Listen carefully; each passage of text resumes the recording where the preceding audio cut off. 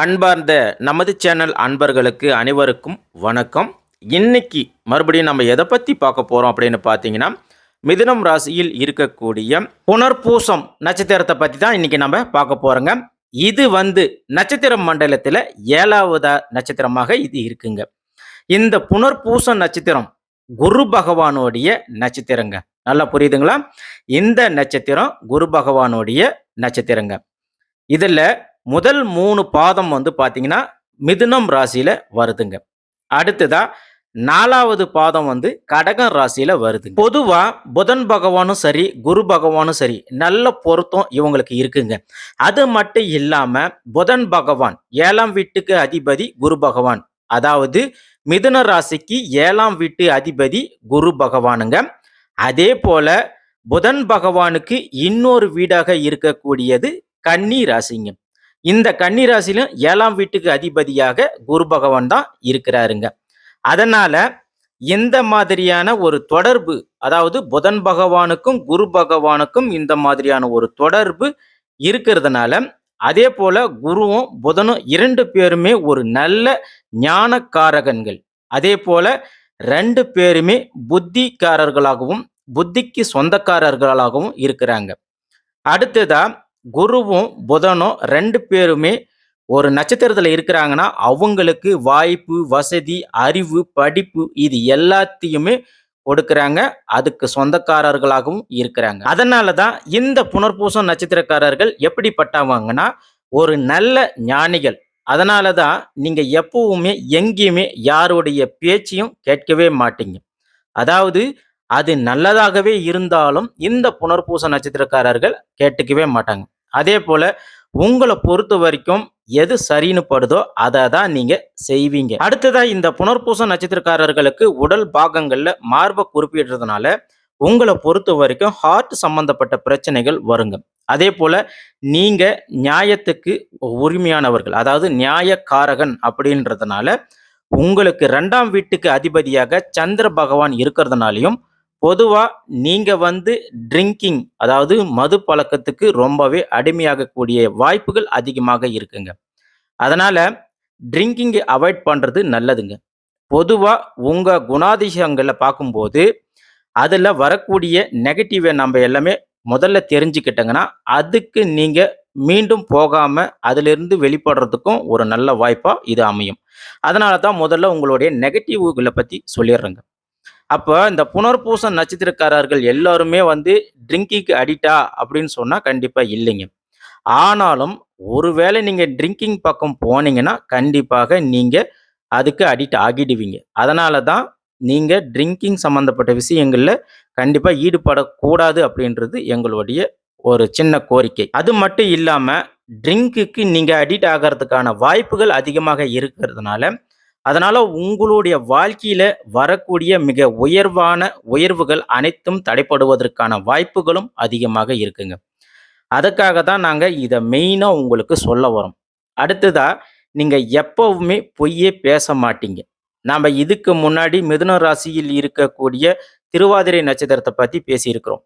இவங்க பொதுவா அதிகமாகவே பொய்ய பேசுவாங்க. அதுல வல்லவர்களும் கூட. இத நம்ம ஏற்கனவே சொன்னோம்.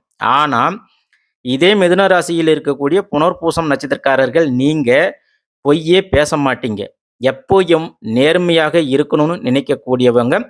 அதே போல தனக்கு தெரிஞ்சத மற்றவங்களுக்கு சொல்லி கொடுக்கணும், சொல்லி தெரிஞ்சுக்கணும் அப்படின்னு நினைக்கக்கூடியவர்களும் நீங்க தாங்க. ஆமாவா இல்லையா? சொல்லுங்க. நீங்களே புனர்பூசம் நட்சத்திரக்காரர்களே நீங்களே சொல்லுங்க. அப்பயும் மத்தவங்க சொல்ல வரத நீங்க கேட்க மாட்டீங்க. இத நல்லா புரிஞ்சுக்கங்க. நீங்க மத்தவங்களுக்கு சொல்லிக் குடுத்தாலும், அவங்க ஒரு விஷயத்த சொல்ல வராங்க. அது நல்லதாகவே இருந்தாலும், அத நீங்க தெரிஞ்சுக்க மாட்டீங்க, கேட்கவும் மாட்டீங்க. அடுத்ததா உங்கள பொறுத்தவரைக்கும் சீக்கிரமாக உணர்ச்சி வசப்படக்கூடியவர்களாக இருப்பீங்க. அதேபோல உங்களுடைய தன்மானம், சுய கௌரவம் இது எல்லாத்தையுமே நீங்க பார்ப்பீங்க. உங்களுடைய தன்மான, சுய கௌரவத்துக்கு ஒரு பிரச்சனை, பங்கம்னா கண்டிப்பா நீங்க விட்டுக் கொடுக்கவும் மாட்டீங்க. இதற்கு காரணம் என்ன அப்படின்னு பார்த்தீங்கன்னா, ஏன்னா உங்களுடைய நட்சத்திரம் குரு பகவானுடைய நட்சத்திரமாக இருக்கிறதுனால தான். அதனால தான் நீங்க எப்பவுமே குரு குரு மாதிரி இருப்பீங்க, யோசிப்பீங்க. ஒருத்தருக்கு சொல்லிக் கொடுக்கறதாக இருக்கட்டும், வழிகாட்டுறதாக இருக்கட்டும், எல்லாமே குரு பகவான் போல நீங்க நடந்துக்குவீங்க. அடுத்ததாக உங்கள பொறுத்தவரைக்கும் நல்ல கல்வி, படிப்பு, அறிவு இது எல்லாமே உங்களுக்கு இயல்பாக இருக்கும். இதற்கான காரணம் என்ன அப்படின்னு பார்த்தீங்கன்னா, உங்களுடைய படிப்பு, கல்வி, அறிவு, மேல் படிப்பு இதற்கு 4ஆம் வீட்டு அதிபதியாக புதன் பகவான் வரதுனால, உங்க ஜாதகத்துல புதன் பகவான் இருக்கிறாரான்னு பாருங்க. அப்படி இருந்தார்னா, நீங்க மிகப்பெரிய பெரிய படிப்புகள படிப்பீங்க. மிகப்பெரிய பெரிய பதவிகள்ல கண்டிப்பா இருப்பீங்க. இது எல்லாமே வந்து பார்த்தீங்கன்னா, இந்த புனர்பூச நட்சத்திரக்காரர்கள் உங்களுடைய ஒரு இயல்பான குணங்கள், குணாதிசயங்கள். அடுத்ததா உங்களுடைய குடும்பத்த பத்தி பார்க்கலாங்க. உங்கள பொறுத்தவரைக்கும் உங்களுக்கு காதல் செய்யறதுக்கான வாய்ப்புகள் அதிகமாக இருக்குங்க. அப்படி காதல் செய்யறதுக்கான வாய்ப்புகள் அதிகமாக இருந்தாலும், உங்களுடைய அப்பா, அம்மாவ நினைச்சு உங்க காதல நீங்க தியாகம் செஞ்சிருவீங்க. அதேபோல எல்லா நட்சத்திரக்காரர்கள விட காதல் காதல தியாகம் பண்றதுல முதன்மையானவங்க யாரு அப்படின்னு பார்த்தீங்கன்னா, நீங்க தாங்க. புனர்பூசம் நட்சத்திரக்காரர்கள் நீங்க தான் முதன்மையானவங்க. அதேபோல புனர்பூசம் நட்சத்திரக்காரர்கள பொறுத்தவரைக்கும் நல்ல கருணை உள்ளம் கொண்டவங்க. மத்தவங்களுக்கு எப்பவுமே ஹெல்ப் பண்ணணும் அப்படின்ற ஒரு தன்மை உடையவர்களும் நீங்க தாங்க. அடுத்ததா உங்களுக்கு எப்பவுமே நல்ல வாழ்க்கை துணை தான் அமையுங்க. அதாவது இயற்கையாகவே இந்த புனர்பூசம் நட்சத்திரக்காரர்களுக்கு நல்ல வாழ்க்கை துணை அமையும். புனர்பூசம் ஆணாக இருந்தாலும் சரி, பெண்ணாக இருந்தாலும் சரி, உங்களுக்கு நல்ல வாழ்க்கை துணை அமையும். ஏன்னா, நாம ஏற்கனவே சொன்ன மாதிரி உங்களுக்கு 7ஆம் வீட்டு அதிபதியாக குரு பகவான் வரதுனால, நல்ல வாழ்க்கை துணை உங்களுக்கு அமையுங்க. பொதுவா இந்த புனர்பூசம் நட்சத்திரக்காரர்களுக்கு திருமணத்துக்கு பிறகு தான் உங்களுக்கு நல்ல வாழ்க்கையும் செட்டில் ஆகுவீங்க. நல்ல அருமையான வாழ்க்கையும் உங்களுக்கு இந்த திருமண வாழ்க்கைக்கு பிறகு தான் அமையும். அதேபோல உங்க வாழ்க்கை துணை மூலமாக உங்களுக்கு உயர் பதவிகள், உயர்வான மதிப்பு இது எல்லாமே கிடைக்கும்.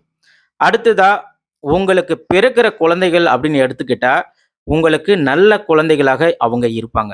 அதாவது உங்க குழந்தைங்கள பொறுத்தவரைக்கும் நல்ல அழகாகவும், சொல் பேச்சு கேட்கக்கூடிய படிக்கக்கூடிய, கல்வி அறிவு இருக்கக்கூடிய குழந்தைகளாக இருப்பாங்க. அதேபோல இந்த புனர்பூச நட்சத்திரக்காரர்களுக்கு அதிகமாக பெண் குழந்தைகள் பிறப்பதற்கான வாய்ப்புகளும் அதிகமாக இருக்குங்க. அதனால தான் உங்க குழந்தைகள் நீங்க என்ன சொல்றீங்களோ அத கேட்டு நடந்து கொள்வாங்க. அதேபோல நீங்க அவங்களுடைய தேவைகள் என்ன அப்படின்னு அறிஞ்சு அத பூர்த்தி செய்வீங்க. அதேபோல நல்ல விஷயங்கள சொல்லிக் கொடுத்து இப்படிதான் வாழணும் அப்படின்னு வாழக்கூடியவர்களும் நீங்க தாங்க புனர்பூசம் நட்சத்திரக்காரர்களே. அடுத்ததா இது எல்லாமே இந்த புனர்பூச நட்சத்திரக்காரர்கள் பிரத்யேக காரணியாக இருக்குங்க. இத நல்லா புரிஞ்சுக்கங்க. இது எல்லாமே உங்களுடைய இயல்பான பிரத்யேக காரணிகள். அதேபோல இந்த மாதிரி தான் உங்களுடைய குடும்ப வாழ்க்கையும் இருக்குங்க. அதனால தான் உங்க குடும்ப வாழ்க்கையில கணவன், மனைவி இடையே பார்த்தீங்கன்னா, சண்டையாக இருக்கட்டும், பிரச்சனையாக இருக்கட்டும், இது எல்லாமே நீங்க ஒருத்தருக்கு ஒருத்தர் விட்டு குடுத்து வாழக்கூடியவர்களும் நீங்க தாங்க. கணவனுக்கு சண்டைனா மனைவி விட்டு குடுப்பீங்க. மனைவி சண்டைனா கணவன் விட்டு குடுப்பீங்க. இது இந்த புனர்பூசத்த நட்சத்திரக்காரர்களுக்கு மட்டும் உண்டுங்க. அதேபோல உங்களுடைய கணவனுகிட்டயும், மனைவிகிட்டயும் நீங்க விட்டு குடுத்து போறதுனாலயோ, உங்களுடைய பிள்ளைகளுடைய எதிர்காலமும் நல்லா இருக்குங்க. அடுத்ததா இந்த நட்சத்திரக்காரர்களுக்கு 37 வயசுக்கு மேல தான் நீங்க நல்லா இருப்பீங்க. நாம்ப இது ஏற்கனவே சொல்லியிருப்போம். இந்த 37 வயசு வரைக்கும் உங்களுடைய வாழ்க்கை எப்படி இருக்குன்னா, கொஞ்சம் நீங்க கஷ்டப்பட்டுட்டு தான் இருப்பீங்க. ஒரு மிடில் கிளாஸா தான் நீங்க வாழ்ந்துகிட்டு இருப்பீங்க. அதாவது 37 வயசு வரைக்கும் நீங்க கஷ்டப்பட்டு தான் இருப்பீங்க. அதுக்கு பிறகு தான் உங்களுடைய வாழ்க்கை மிக சிறப்பாக அமையுங்க. அதேபோல இந்த புனர்பூச நட்சத்திரக்காரர்கள பொறுத்தவரைக்கும், உங்களுக்கு அரசு வேலை, கவர்ன்மென்ட் ஜாப்ப விட அதிகமாக தனியார் வேலையில தான் நீங்க வேலை செய்வீங்க. நீங்க மோஸ்ட் ஆஃப் இந்த புனர்பூச நட்சத்திரக்காரர்கள் தனியார் ஜாப்ல தான் இருப்பீங்க. அதேபோல உங்கள பொறுத்தவரைக்கும் எல்லாத்தையுமே எளிதில கற்றுக்கொள்ளக்கூடிய ஆற்றல் உடையவர்களும் நீங்க தாங்க. அதாவது ஒரு விஷயத்த எனக்கு தெரியாது அப்படின்னு மத்தவங்க மாரி சொல்லாம, "சார் அதுதானா?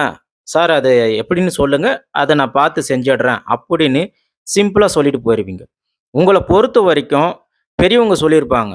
"ஒரு கோடு போட்டா ரோடே போடணும். அப்படி இருக்கணும்." அப்படின்னு சொல்லுவாங்க. அந்த மாதிரி உங்கள பொறுத்தவரைக்கும் நீங்க ஒரு சின்ன கோடு போட்டா ரோடே நீங்க போடுவீங்க. அந்த அளவுக்கு ஒரு விஷயத்த, ஒரு வேலைய எடுத்துக்கிட்டீங்கன்னா, அத வெற்றிகரமாக செஞ்சு முடிப்பீங்க. அந்த வேலையின் மூலமாக பதவி உயர்வுகளை எல்லாம் பெறக்கூடியவர்களும் நீங்க தாங்க. அதாவது மிகப்பெரிய பதவி உயர்வுகளை சிம்பிளா வாங்கக்கூடியவர்களும் இந்த புனர்பூசத்துல தான் இருப்பாங்க. அதேபோல மத்தவங்களுக்கு கஷ்டம்னு படக்கூடியத இவங்க ஈஸியா கத்துக்குவாங்க. அடுத்ததா உங்கள பொறுத்தவரைக்கும் நீங்க எந்த மாதிரியான ஜாப் வேலை செய்வீங்கன்னா, இந்த கமிஷன் ஏஜென்ட்டுங்க, பேங்க்ல, கதை ஆசிரியர்கள், அப்புறமா ஆலயங்கள், வழிபாட்டு ஸ்தலங்கள்ல வந்து குருக்கள், இந்த எக்ஸ்பிளைன் பண்றது, இந்த மாதிரியான ஜாபுகள் இது எல்லாத்துலயும் அதிகமாக வேலை செய்யக்கூடியவர்கள் யாராக இருப்பீங்கன்னா, நீங்க தான். புனர்பூச நட்சத்திரக்காரர்கள் நீங்க தான் இருப்பீங்க.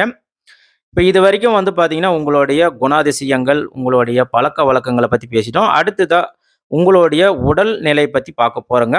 உங்கள பொறுத்தவரைக்கும் இயல்பாகவே இந்த புனர்பூச நட்சத்திரக்காரர்களுக்கு முடக்குவாதம், அதாவது ஸ்ட்ரோக் சொல்றாங்க இல்லையா?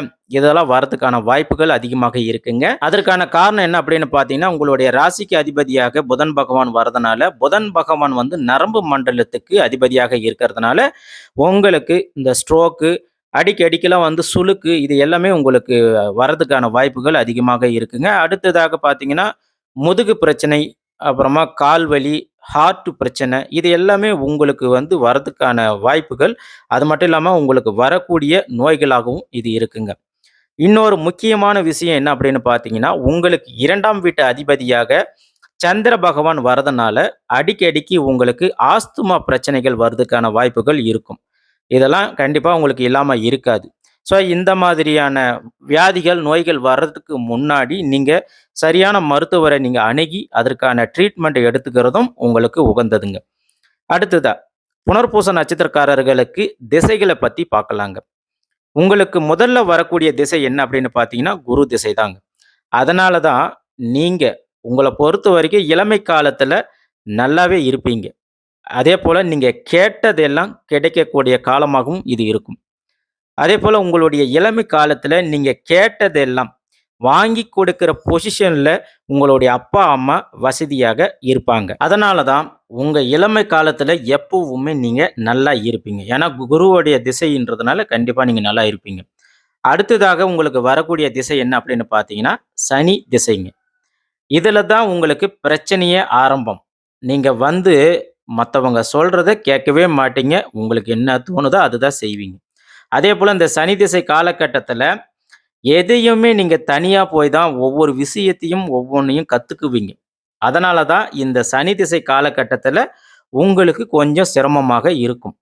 அதனால நாம ஏற்கனவே சொன்ன மாதிரி 37 வயசுக்கு பின்னாடி தான் நீங்க நல்லாவே இருப்பீங்க. ஒரு நல்ல உயர்வுக்கும் வருவீங்க. இதுக்கு அடுத்ததா வரக்கூடிய திசை என்ன அப்படின்னு பார்த்தீங்கன்னா, புதன் திசைங்க.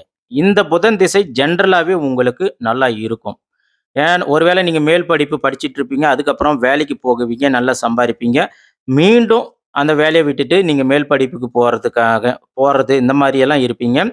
பொதுவா அந்த புனர்பூசம் பல பேர் ஐஏஎஸ், ஐபிஎஸ் அதேபோல நீதிபதி, இந்த ஆலயங்கள், அறநிலைத்துறை வழிபாட்டுல இது எல்லாத்திலயுமே அதிகமாக இந்த புனர்பூசம் நட்சத்திரக்காரர்கள் தான் இருப்பாங்க. இது எல்லாமே உங்களுக்கு தொழிலாக இருக்குங்க. இந்த புனர்பூச நட்சத்திரக்காரர்கள் நம்ம ஏற்கனவே சொன்ன மாதிரி சிம்பிளா, ஈஸியா எதையுமே கத்துக்குவாங்க. அதேபோல ஈஸியா சீக்கிரமாக பதவி உயர்வு பெறக்கூடியவர்கள்ல எல்லா நட்சத்திரத்த விட நீங்க தான் முன்னோடியா இருப்பீங்க. அதேபோல இது எல்லாம் நாங்க தசாபுத்தி படி சொல்லிட்டோம். இந்த தசாபுத்திகள் வந்து இப்ப எப்படி இருக்கு? அதேபோல இந்த தசாபுத்தியில என்ன பண்ணலாம்? என்ன செய்யக்கூடாது? அப்படிங்கிறது எல்லாமே நீங்க தெரிஞ்சுக்கிட்டு, உங்கள பக்கத்துல இருக்கக்கூடிய ஜோதிடர்கள், உங்க குடும்ப ஜோதிடர்கள், அதேபோல நீங்க வழக்கமாக போய் பார்க்கக்கூடிய ஜோதிடர்கள், இவர்கள யாராவது ஒருத்தர நீங்க போய் பார்த்து அவங்க கிட்ட கேளுங்க. இப்ப எனக்கு என்ன திசை நடக்குது குருஜி? அப்படின்னு கேட்டு, நான் இப்ப என்ன பண்ணணும்? எப்படி நான் நடந்துக்கணும்? என்ன செய்யலாம்? என்ன செய்யக்கூடாது? அது எல்லாத்தையுமே நீங்க கேட்டு, அதுக்கு ஏற்றார் போல நீங்க சரி செஞ்சுட்டீங்கன்னா, எல்லாமே உங்களுக்கு சிறப்பாக அமையும். அதேபோல ஏதாவது பரிகாரங்கள் இருந்தா சொல்லுங்க. அதையும் செஞ்சிடலாம் அப்படின்னு பரிகாரங்கள், ஆலயங்கள் சென்று வழிபாடு செய்றது, இப்படி எல்லாமே நீங்க செஞ்சிட்டீங்கன்னா, கண்டிப்பாக உங்களுடைய வாழ்க்கையும் சிறப்பாக இருக்கும். அதாவது நாங்க சொல்லக்கூடியது இது எல்லாமே உங்களுக்கு பொது பலன்கள் மட்டும்தான். அப்ப உங்களுடைய ஜாதகத்தின்படி, உங்க சொந்த ஜாதகத்தின்படி ஒவ்வொரு திசைகளும், ஒவ்வொரு கிரகங்களும் மாறுபடும். ஸோ அப்படி மாறுபடும்போது, நீங்க எந்தெந்த காலகட்டத்தில என்ன செய்யலாம், செய்யக்கூடாது அப்படின்றது எல்லாமே நீங்க தெரிஞ்சுக்கலாம். பொதுவா இந்த புனர்பூச நட்சத்திரக்காரர்கள் நீங்க வணங்க வேண்டிய தெய்வம் அப்படின்னு பார்த்தீங்கன்னா, நீங்க குரு தட்சிணாமூர்த்திய வணங்குறது நல்லதுங்க. அப்படி நீங்க தினமும் வணங்கிட்டு வரும்போது, உங்களுக்கு வாழ்க்கையில மிக மிக நல்ல பலன்கள அவர் கண்டிப்பாக தேடி கொண்டு வந்து உங்களுக்கு தருவாருங்க. அதேபோல நீங்க வந்து இந்த வருஷத்துக்கு ஒரு முறையாவது சத்ரு பாராயணம் இருக்குது. அந்த பாராயணத்த பண்ணுங்க நல்லதுங்க. அதாவது 108 முறை இந்த பாராயணம் பண்ணும்போது, நிச்சயமாக உங்களுடைய வாழ்க்கையில மிகப்பெரிய ஒரு நல்ல பலன்கள் கிடைக்குங்க. இது எல்லாமே உங்களுக்கு சிறப்பாவும் அமையுங்க. ஆகையால புனர்பூசம் நட்சத்திரக்காரர்கள் உங்களுக்கு இயல்பாகவே நட்சத்திர பலன்கள் சிறப்பாக இருக்கு. மேலும் உங்களுடைய வாழ்க்கை மிக சிறப்பாக நல்லபடியாகவும் அமைந்திட நாங்கள் இறைவனை பிரார்த்திக்கிறோம். நன்றி, வணக்கம்.